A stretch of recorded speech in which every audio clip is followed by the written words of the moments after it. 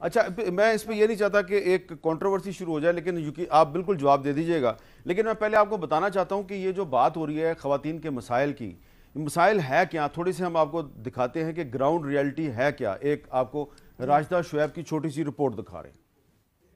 پاکستانی خواتین ہر میدان میں بڑھ چڑھ کر حصہ لیتی ہیں، لیکن ان کا بااختیار ہونا ایک سہانے سپنے کے سوا کچھ نہیں. پارلیمنٹ میں 441 ارکان میں سے خواتین کی تعداد 90 یعنی صرف 20% ہے، جبکہ سول سروسز میں ان کی شمولیت محض 5% تک محدود ہے.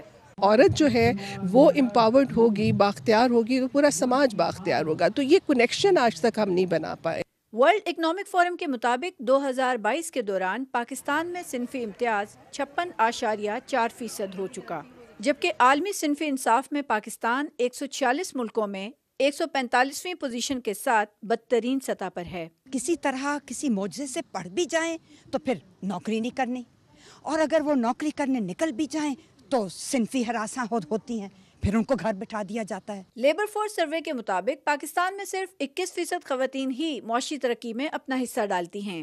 اپنے پاؤں پر کھڑا ہونے کی جدوجہد میں مصروف خواتین جسمانی طور پر ہراساں کیے جانے کے ساتھ سائبر کرائم کا بھی شکار بنتی ہیں. آپ کو بندہ ایک انسیف بھی فیل کرا سکتا ہے صرف اپنی پریزنس سے، جس طریقے سے وہ آپ سے بات کرتے ہیں. ہمیں گھر سے نکلنے سے پہلے سوچنا پڑتا ہے کہ ہمیں کیا پہننا ہے، کیا نہیں پہننا، کس ٹائم پہ گھر سے نکلنا ہے. دوسروں کے حقوق کے لیے آواز بلند کرتی صحافی خواتین بھی محفوظ نہیں، اور ان کی زبان بندی کے لیے چادر اور چار دیواری کا تقدس تک پامال کر دیا جاتا ہے. کیمرامین عبدالسلام سمرو کے ساتھ راشدہ شعیب، کیپٹل ٹاک، اسلام آباد.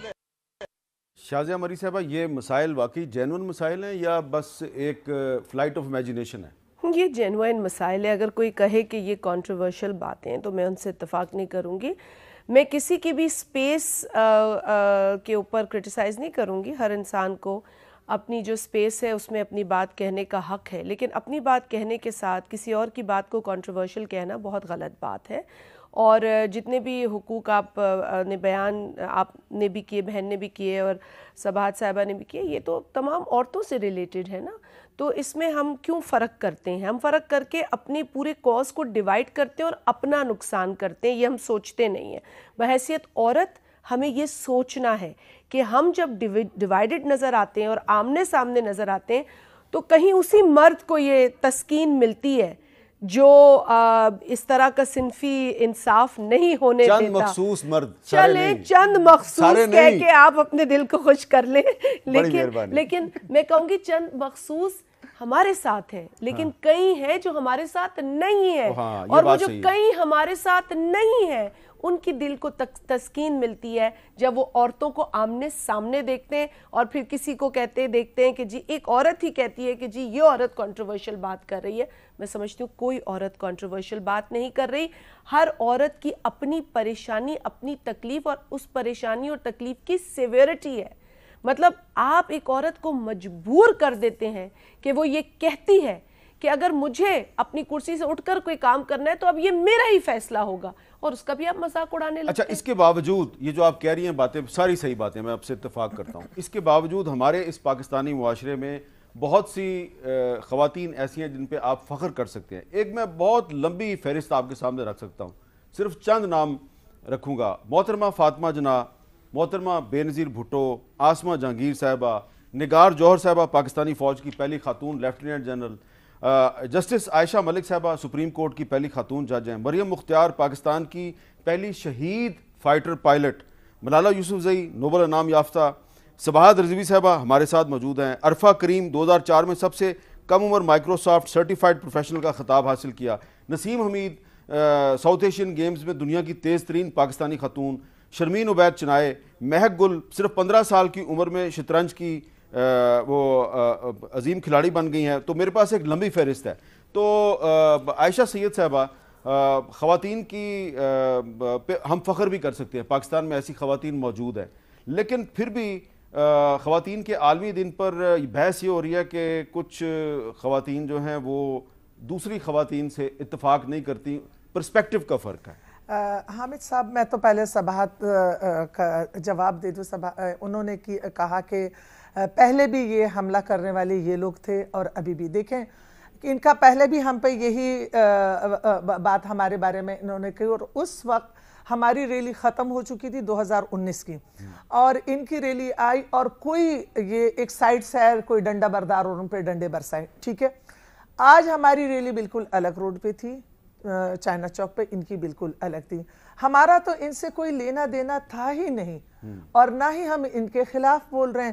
لیکن یہ ضرور ہے کہ جیسے آپ انٹرنیشنل لاز بھی اٹھا لیں، آپ universal declaration of human rights اٹھا لیں، آپ UN لاز اٹھا لیں، آپ سیڈا اٹھا لیں، تمام میں یہ کہا جاتا ہے کہ جہاں پہ آپ رہ رہے ہیں اس معاشرے، اس کلچر، اس کے مذہب کا احترام کریں.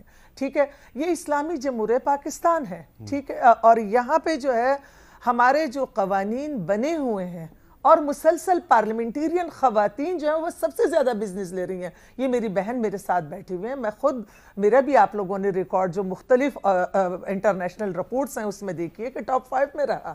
تو تمام جو خواتین ہیں اسمبلی میں، ان کا بزنس کتنا رہا، ان کا فیلڈ میں کتنا کام رہا، کتنا انہوں نے ایجوکیشن میں کام کیا، کتنا انہوں نے سسٹینیبل ڈیولپمنٹ گولز پہ کام کیا.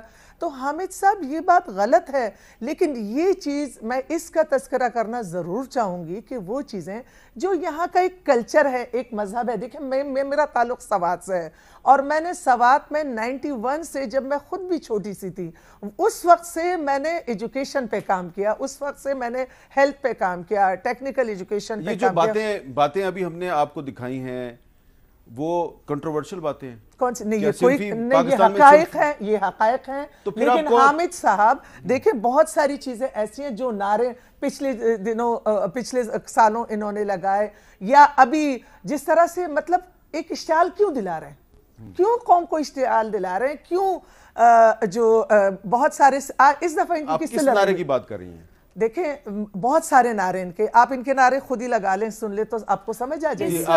اس اسلامی جمہوری پاکستان میں کیا ایک عورت آرام سے بس میں سواری کر سکتی ہے، بس میں بیٹھ کے جا سکتی ہے، کہ ایک اکیلی عورت اس سڑک پر چل سکتی ہے؟ مجھے پلیز کوئی یہ نہ بتائے کہ یہ ہمارا کلچر ہے اور یہ ہمارا دین ہے. نعوذ باللہ، نہ ہمارا یہ دین ہے، نہ ہمارا یہ کلچر ہے.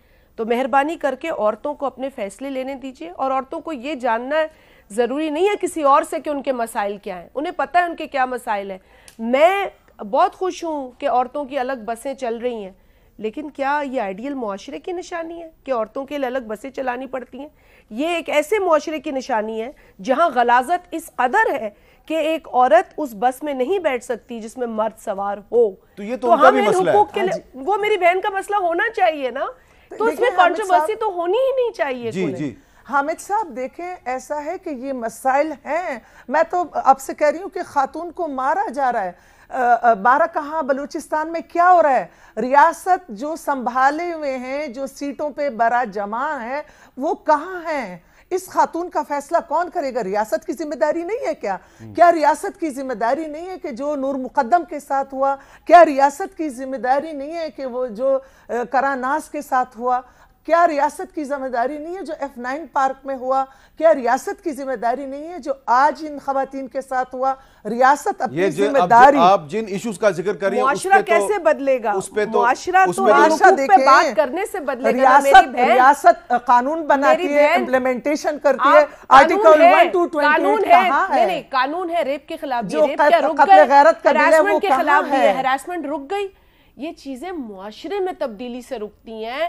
قانون 50% ہے، لیکن 50% تب ہوگا جب یہ چیزیں عملی طور پر وہ لوگ ڈریں گے. کوئی ڈرے اس بات سے کہ ایک بس میں سوار لڑکی کو ہاتھ نہیں لگانا؟ کوئی ڈرے گا؟ وہ نہیں ڈرا، اس لیے عورت کے لیے الگ بس چلانی پڑی. آپ کی یہ جو پوری انتظامیہ ہوتی ہے، ایک غلاظت ہے جس دماغ کی. کیا رول ہوتا ہے؟ میرا خیال یہ کہ آپ دونوں انہی ایشوز کا ذکر کر رہی ہیں جو کہ عام پاکستانی خاتون کے ایشوز ہیں، لیکن سباد رضوی صاحبہ کا کہنا درست ہے کہ پرسپیکٹیو کا فرق ہے.